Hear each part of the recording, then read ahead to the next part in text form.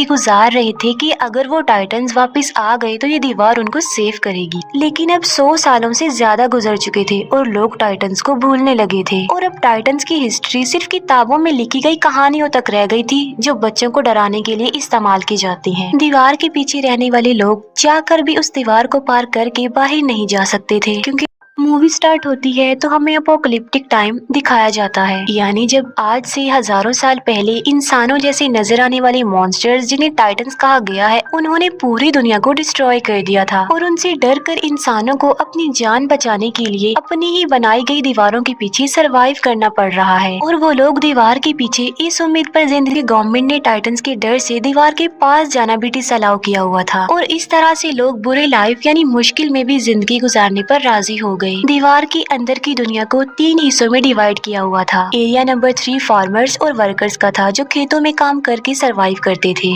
Area number 2 industrial था, जहाँ पर फैक्ट्रीज लगाई गई थी। और एरिया 1 प्राइमरी था, जहाँ पर अमीर लोग पूरे सिटी को कंट्रोल कर रहे थे और किसी को भी एक एरिया छोड़कर दूसरे एरिया में जाने की इजाजत नहीं थी। एरिया नंबर 3 में रहने वाला एक लड़का जिसका नाम एरिन था, वो काफी टैलेंटेड था और वो टाइटन से डर कर 4 दीवारी में प्रिजनर्स की तरह जिंदगी नहीं गुजार सकता था, क्योंकि उसमें हमेशा कुछ बड़ा करने की लगन होती है और उसकी डिजायर थी कि वो बाहर की दुनिया को एक्सप्लोर करे और अपनी इस ख्वाहिश को वो अपने फ्रेंड्स के साथ भी शेयर करता है, क्योंकि वो टाइटन्स पर बिलीव नहीं करता था। वो यही सोचता था कि टाइटन एग्जिस्ट नहीं करते और उसे लगता था कि लोग टाइटन से डरते हैं, इसीलिए यहाँ पर छुपे हुए हैं। इसके साथ साथ एरिन का जो मेल फ्रेंड होता है वो भी काफी टैलेंटेड होता है और किसी भी आम इंसान को कोई एक्सपेरिमेंट्स करने की इजाजत नहीं थी, क्योंकि गवर्नमेंट का मानना ये था कि अगर इंसान अपनी सक्सेस के लिए कुछ करेगा तो वो गलत करेगा। वहीं पर एक लड़की जिसका नाम मिकासा होता है, एरिन और वो दोनों एक दूसरे को काफी लाइक करते थे और वो एरिन के साथ एक हैप्पी लाइफ गुजारना चाहती थी। एरिन का फ्रेंड उससे मिलने जाता है और तभी वो एक अननोन पर्सन से टकरा जाता है, लेकिन वो उस पर ज्यादा ध्यान नहीं देता और उसे इग्नोर करता है। एरिन खुद को उस जगह पर पाकर काफी लकी फील करता था, क्योंकि वो दूसरी साइड वाले लोगों की दुनिया को देख सकता था। वो जगह एरिन की इसलिए भी फेवरेट थी क्योंकि वहाँ पर बॉम्ब मशीन पड़ी हुई थी और डर की वजह से कोई भी वहाँ पर नहीं आता था। और एरिन इस बार इरादा कर लेता है कि वो दूसरी साइड वाली जगह पर जाएगा, चाहे कुछ भी हो जाए, और वो अपने फ्रेंड्स को भी इस बात पर एग्री कर लेता है। उस दीवार के पास आर्मी का पहरा था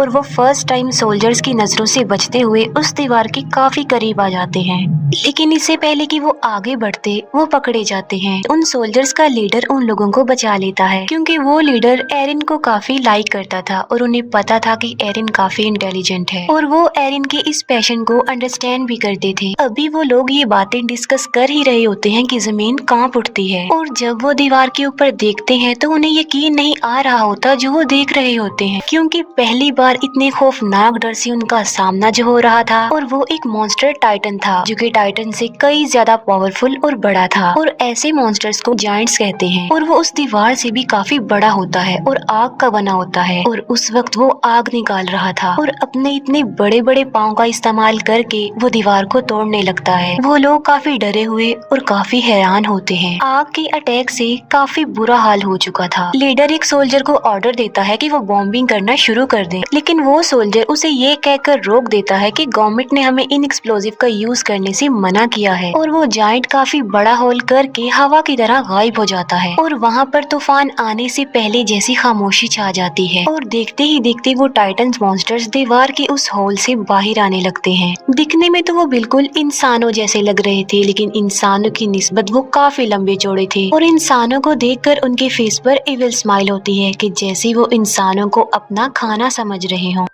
वो लीडर टाइटन्स पर बॉम्बिंग करने में कामयाब हो जाते हैं, लेकिन उन्हें ये नहीं पता था कि ये टाइटन्स इटर्नल हैं, यानी ये एक ऐसे मॉन्स्टर्स हैं जिन्हें कभी नहीं मारा जा सकता। और टाइटन्स की बॉडी की जख्मी पार्ट्स खुद ब खुद रिस्टोर होने लगते हैं। अब क्योंकि टाइटन्स तादाद में काफी ज्यादा थे तो वो लोगों को चारों तरफ से घेर लेते हैं और इंसान उसके आगे काफी छोटा दिख रहा था। और वो इंसानों को ऐसे समझ रहे थे कि जैसे इंसान पाँव में आने वाले कीड़े मकोड़े चूंटियां हैं जिन्हें मसल दिया जाए। खेलने वाले खिलौने हैं और यही नहीं बल्कि इंसान उनके लिए किसी बारबेक्यू से कम नहीं थे, क्योंकि वो उन्हें ऐसे ही पकड़ पकड़ कर खा रहे थे। सोल्जर्स इतने ज्यादा डर जाते हैं कि वो टाइटन्स का खाना बनने से ज्यादा सुसाइड को प्रेफर करते हैं और अपने आप को मार डालते हैं। टाइटन्स ने पूरे सिटी में तबाही मचा दी थी। लोग या तो टाइटन्स का शिकार होकर या लोगों की अफरा तफरी में कुचलकर मरने लगते हैं और उन लोगों को अपनी जान बचाने के लिए सिर्फ एक ही जगह मिलती है, जो कि सिटी का बहुत बड़ा हॉल था। लोग सिर्फ खुद को सेव करने के लिए दूसरों की जान की परवाह किए बगैर जबरदस्ती अंदर घुसने लगते हैं और एरिन और मिकासा भी खुद को सेव करने के लिए ऐसा ही करते हैं। मिकासा एक छोटे बच्चे को उसकी माँ के साथ देखती है तो उसे उन लोगों पर तरस आता है और वो उस बच्चे को सेव करने की वजह से बाहर ही रह जाती है और एरिन लोगों की भीड़ में घसीटते हुए हॉल के अंदर चला जाता है और हॉल का दरवाजा बंद कर दिया जाता है। एरिन उस हॉल के डोर को खोलने की कोशिश करता है, लेकिन लोग उसे ऐसा करने से मना कर देते हैं। मिकासा ने उस छोटे बच्चे को पकड़ा होता है और एक टाइटन मिकासा की तरफ ही आ रहा होता है। एरिन जो कि मजबूर होता है और कुछ भी नहीं कर पाता और टाइटन मिकासा और उस बच्चे दोनों को निगल जाता है और अचानक से वहाँ पर खामोशी छा जाती है। एरिन किसी तरह जबरदस्ती करके उस हॉल से बाहर आ जाता है और वो देखता है कि जिस हॉल में सर्वाइवर्स छुपे हुए हैं, टाइटन्स उस हॉल के चारों तरफ से घेरे हुए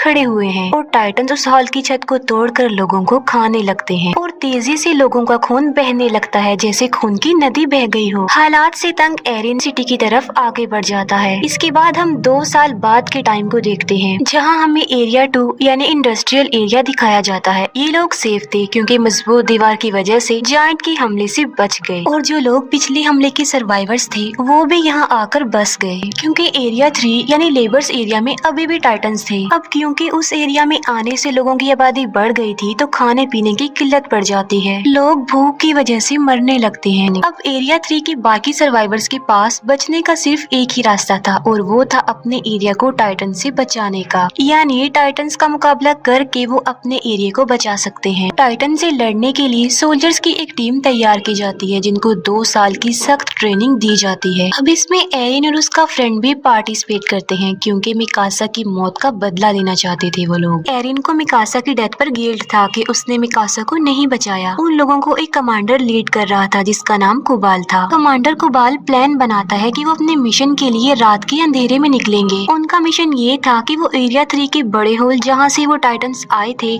उसे ब्लास्ट की मदद से बंद करने का। प्लान के अकॉर्डिंग वो हॉल के ऊपर वाले पार्ट पर ब्लास्ट करेंगे, जिससे होगा ये कि वो टूटा हुआ मलबा नीचे गिरेगा और उससे वो हॉल बंद हो जाएगा। और क्योंकि वो दीवार काफी मजबूत है तो ब्लास्ट के बावजूद भी टाइटन्स वहाँ से नहीं आ पाएंगे और अचानक से वहाँ पर टैलेंटेड टाइटन्स का शिकारी शिकीशिमा वहाँ पर आता है और उसने तकरीबन 10 से 15 टाइटन्स को मार डाला था। और शिकीशिमा के साथ एक और बहादुर सोल्जर थी और वो थी मिकासा। जी हाँ, वो जिंदा थी। दोनों मिलकर बहादुरी से अपने फास्ट वेपन्स का यूज करके टाइटन्स को मार डालते हैं। टाइटन्स को मारने के बाद वो अपने टारगेट यानी दीवार के उस होल के पास जाते हैं, लेकिन हैरत की बात ये थी कि मिकासा एरिन को अपनी कोई भी फीलिंग्स नहीं दिखा रही थी, क्योंकि उस इंसिडेंट के बाद वो सिर्फ अपना बदला लेना चाहती थी। मिकासा को वो टाइटन निगल चुका था, लेकिन शिकीशिमा ने उसे बचाया और टाइटन से लड़ना सिखाया। टाइटन से लड़ने का एक सीक्रेट बताता है कि अपने गुस्से को आजाद छोड़कर टाइटन्स पर टूट पड़ो और मुकाबला करो। वो एक बात और बताता है कि इंसान का दुश्मन टाइटन से ज्यादा डर है, जो कि उसे छिपने पर मजबूर करता है। तभी उनका सेल्फिश कमांडर कुबाल वहाँ पर आता है। वो कहता है कि मिशन के लिए जो फास्ट वेपन्स हमने यूज करनी थी वो हमारी सीक्रेट जगह पर नहीं मिले, बल्कि वो अंडरग्राउंड केव्स में थे और मैं उन एक्सप्लोजिव्स को खोना नहीं चाहता था, इसीलिए मुझे जाना पड़ा। और ऐसा लग रहा था कि शायद वो मिकासा की बातों को अंडरस्टैंड कर रहा था और वो एरिन को अपने साथ लेकर निकल जाता है और इस सारी फाइट पे कुबाल मारा जाता है। अब क्योंकि एरिन भी उनके पास नहीं था तो उन्हें समझ में नहीं आ रही थी कि क्या किया जाए। फिर एरिन के फ्रेंड को याद आता है कि उनके पास अभी भी एक एक्सप्लोजिव है जिसे वो यूज करके अभी भी अपना मिशन पूरा कर सकते हैं और वो सब लोग बॉम्ब को रिकवर करने के लिए एरिया 3 में चले जाते हैं। एरिन की आंख एक काफी बड़े और अजीब से रूम में खुलती है और उस रूम में कुछ चीजों के अलावा शिकीशिमा भी था और यहाँ पर शिकीशिमा बहुत सी बातों को रिवील करता है कि ये टाइटन्स इंसानों के ही बनाए गए हैं, जिनको किसी और ने नहीं बल्कि एरिन के फादर ने ही बनाया था और उन्होंने ये टाइटन्स आर्मी वेपन्स के लिए बनाए थे, लेकिन उनका एक्सपेरिमेंट फेल हो जाता है, जिसका बैड इम्पैक्ट ये पड़ा कि वायरस तेजी से इंसानों में फैलता गया और इंसान तेजी से टाइटन्स में बदलते गए और उन्होंने दुनिया में तबाही मचा दी।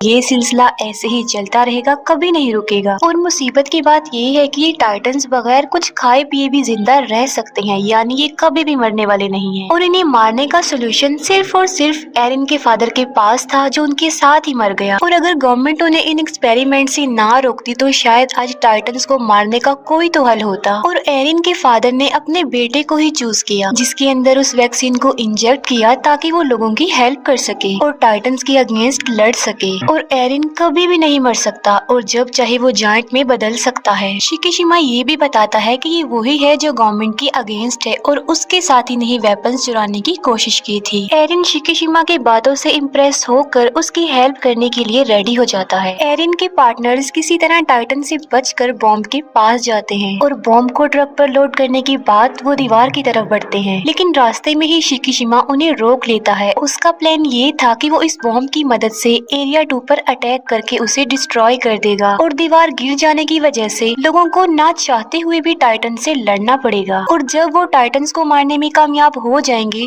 तो वो लोग बाद में गवर्नमेंट को ही खत्म कर देंगे, क्योंकि गवर्नमेंट की वजह से ही उन्हें इन हालात का सामना करना पड़ रहा है। लेकिन एरिन और उसके फ्रेंड्स उसकी इस बात पर इसीलिए एग्री नहीं कर रहे थे क्योंकि इसमें बेकसूर लोग मारे जा सकते थे और इसीलिए एरिन और शिकिशिमा में फाइट हो जाती है। शिकिशिमा जल्दी से खुद को मारकर जायंट में तब्दील कर लेता है और यहाँ पर हमें ये पता चलता है कि शिकिशिमा में भी वो खूबी थी कि वो टाइटन बन सकता था और ये वही जायंट था जो एरिन को किडनैप करके ले गया था। और टाइटन बनने के लिए उन्हें अपनी ही जान लेनी पड़ती है और जब वो एक बार टाइटन बन जाते हैं तो उनकी असली बॉडी नेक के पीछे टाइटन वाले रूप को कंट्रोल करती है। लेकिन इन जायंट्स की लाइफ टाइटन्स की निस्बत काफी कम होती है क्योंकि ये वैक्सीन से बने होते हैं, क्योंकि बाकी टाइटन्स वायरस फैलने से बने थे इसीलिए वो नहीं मरते। एरिन और शिकिशिमा के बीच जोरदार फाइट होती है। शिकिशिमा एरिन पर भारी पड़ जाता है, लेकिन बाद में एरिन अपनी फाइटिंग स्किल से शिकिशिमा को हरा देता है और एरिन प्लान के मुताबिक बॉम्ब को दीवार के ऊपर वाले पार्ट में ब्लास्ट करने में कामयाब हो जाता है। और तब वो सब हैरान रह जाते हैं ये जानकर कि कुबाल मरा ही नहीं था और वो कहता है कि एरिन को मेरे हवाले कर दो, क्योंकि वो नहीं चाहता था कि कोई भी इंसानों की हेल्प करे, बल्कि इंसानों को डर कर दीवारों के पीछे ही छुपे रहना चाहिए। और गुस्से में आकर एक फीमेल सोल्जर कुबाल को मार डालती है। और यहाँ ये बात भी रिवील हो जाती है कि मूवी के स्टार्ट में हमने जो टाइटन यानी जो किंग जायंट देखा था वो कोई और नहीं बल्कि वो कुबाल था। कुबाल जायंट में बदल कर उनके मिशन को रोकने की काफी कोशिश करता है। तब शिकिशिमा उनकी हेल्प करने पर एग्री हो जाता है और अपनी जान की परवाह किए बगैर बॉम्ब को किंग टाइटन यानी कुबाल के मुंह में घुसा देता है और वहाँ पर एक्सप्लोजन की वजह से किंग टाइटन की मौत हो जाती है। और एक्सप्लोजन की वजह से बनने वाले मलबे से वो बड़ा सा होल भी बंद हो जाता है। वो सब लोग काफी खुश हो जाते हैं क्योंकि वो अपने मिशन को अचीव कर चुके थे। और एरिन और मिकासा का समंदर और उड़ते हुए बर्ड को देखकर ड्रीम पूरा हो जाता है और उनके ड्रीम के साथ ही मूवी यहीं पर एंड हो जाती है।